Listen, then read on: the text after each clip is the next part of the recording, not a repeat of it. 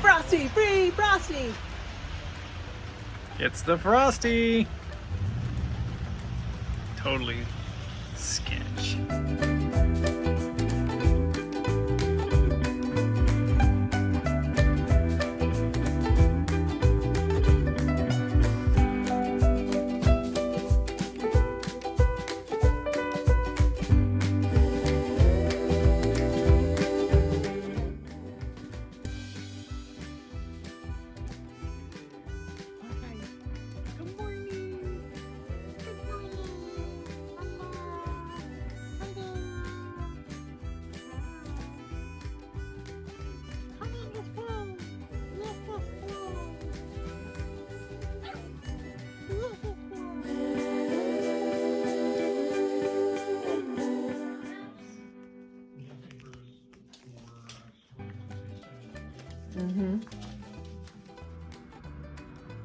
How's it going, boys?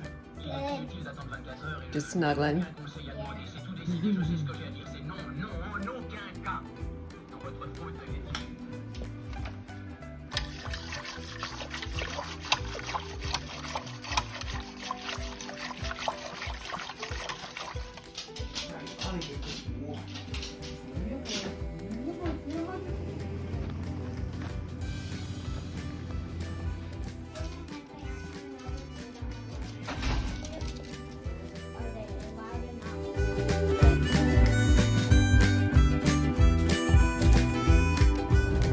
Out to do some errands, ideally going to a very unique coffee place. One of our favorite coffee places here closed down. We were so sad to see that. We were just here in April.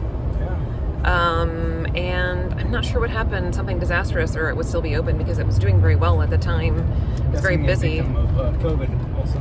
Yeah, we're not totally positive, but I know the economy really took a turn for a lot of small businesses, so it's possible that may have been the case with COVID and things being shut down and whatnot. But like I say, we were just here in April and they were packed. Yeah. So sad. But we're going to check out this new place. It's called Muddigan's. I think it's a three-shop chain. There's one or two out on the coast of North Carolina. So it's like it's supposed to be a dog cafe. We did not bring our dog because we have other things to do and we can't leave him in the truck. But I will let you know how it is.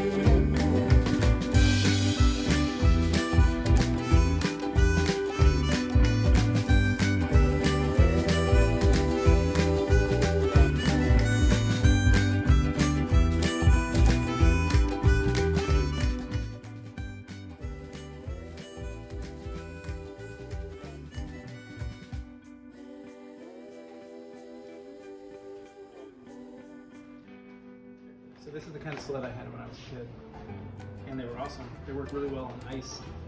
They have runners, like skates. When you sit on it, you hold onto the sides and use your feet to steer. So when you press, the bars would bend. Yeah, let me see. You could steer. Can you see the steering? So like bend, it bends the bars, and it aims you a different direction. Nice. Yeah, it's pretty cool. Mary Poppins Carousel game, The Original Game of Life, Jeopardy, Plum Crazy.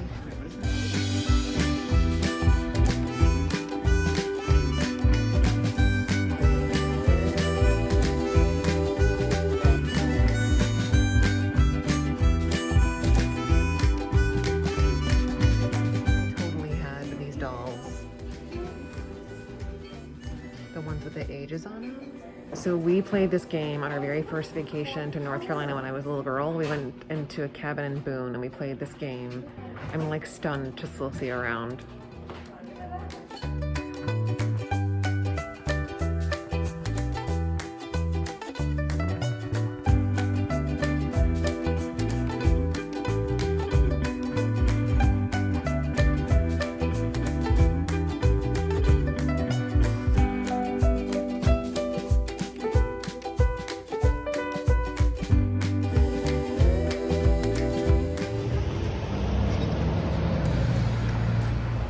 found some interesting stuff at the antique store. Such a cute little town, Murphy, and we're headed to get some lunch. Yummy, yummy.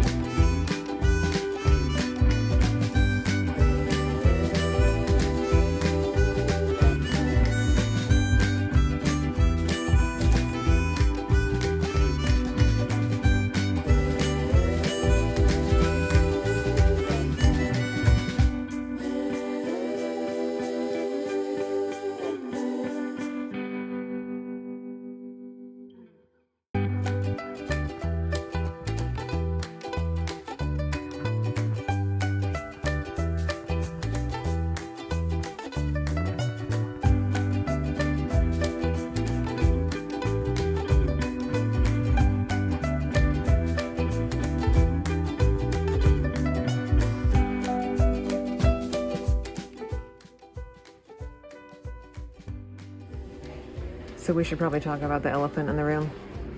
Elephants in the room.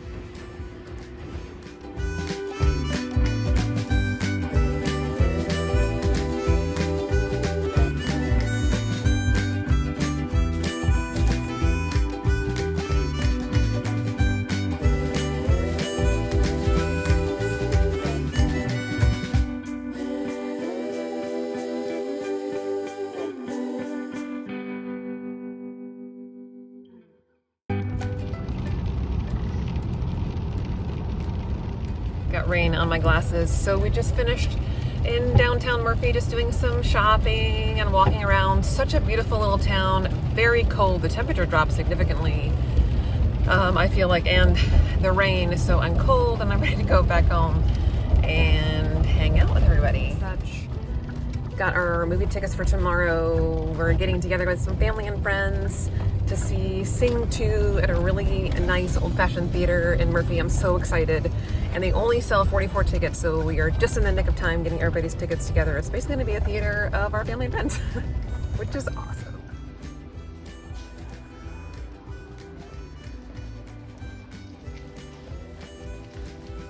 What you looking at? I'm trying to find some pipe insulation to cure a leak that we found when we're towing the trailer in the rain. Found a spot where the front window forces water to go under the window guard and up through the weep holes in the windows. I'm trying to figure out something to block it off. I prefer a pool noodle. I think that would be better because it's going to be wider. But I might try this anyway. Yeah. Cheap enough to give it a whirl. It's like $2 a piece. Sweet.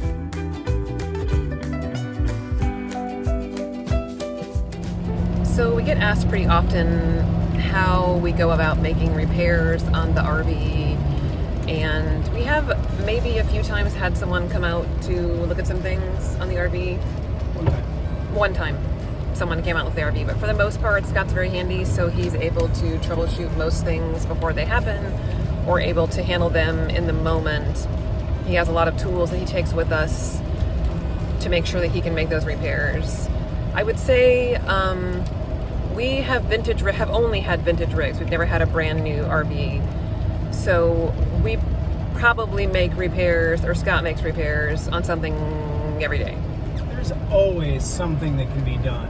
And that goes for new RVs too. I mean, whether it's checking seals or repairing latches or checking your tires, there's always something that can be done. There's always something going to be wrong and need attention. So definitely would recommend being handy, because if you're not, you're going to learn to be. Right, the likely be a steep learning curve. There are some folks that we know that have had brand new RVs as recent as a few months ago, have had some issues. Their rig went into the shop and it's been like a 3-month repair. So you just have to be mindful of that.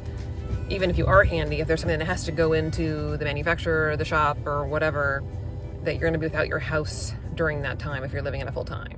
On this recent trip with the Vintage Bean, it was our first time taking it out for like a long time, and we realized during the really heavy rain we had a leak of the rain kind of like coming up while towing.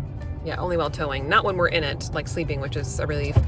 But because of that, we arrived at one of our sites and we had significant water that we weren't expecting to have.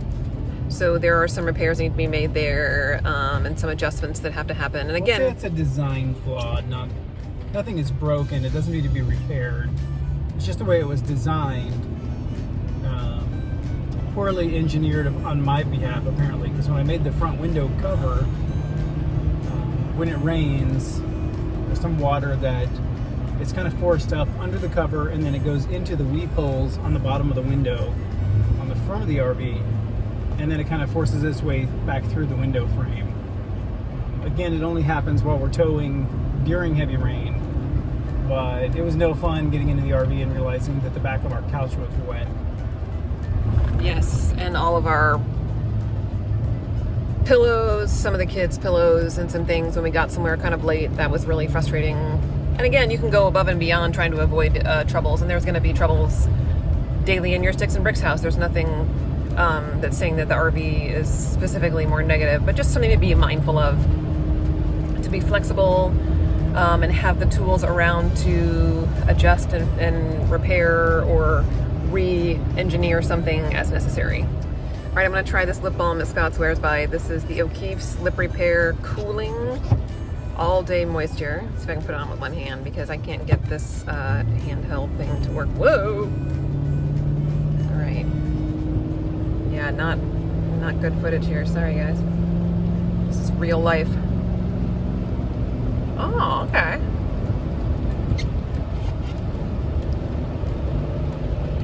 So it glides on really smooth. It doesn't pull across the lips, which is good because your lips are a delicate area. The shape of this time chapstick is really good because it doesn't go over your lip line and like make a big smear and make your face all gooey, because that can make you break out around your lips as well, in case you know that. Woo! Cooling effect is legit. A lot of tingling happening. Pretty strong peppermint fragrance. A little bit of peppermint, a little bit of menthol, if I'm not mistaken. I'll look at the ingredients here. I'm just kidding. This writing is too tiny and I cannot read that. But so far, I'm pretty impressed. Let's see how it wears and how it moisturizes throughout the day.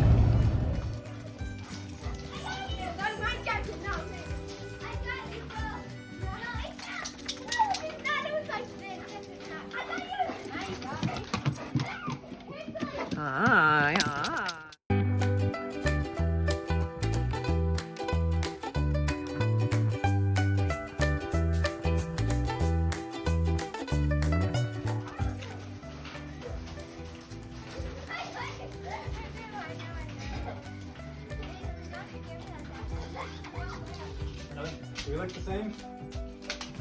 It's like, dun, dun. Telling Aisley about that. When was that?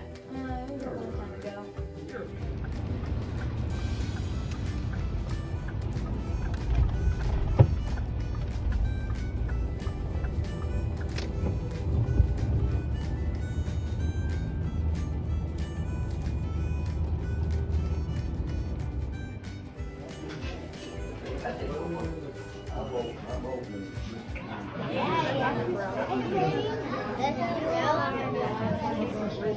Anyway.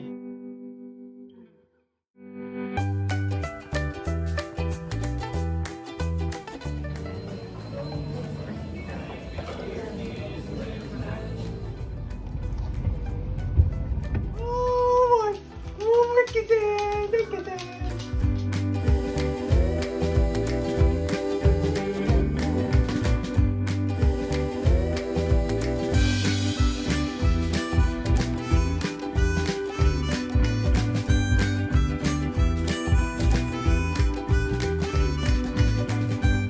that's a wrap on chapter 7. Good night, everybody. Good night. Good See you night. next chapter. Good night. Sayonara.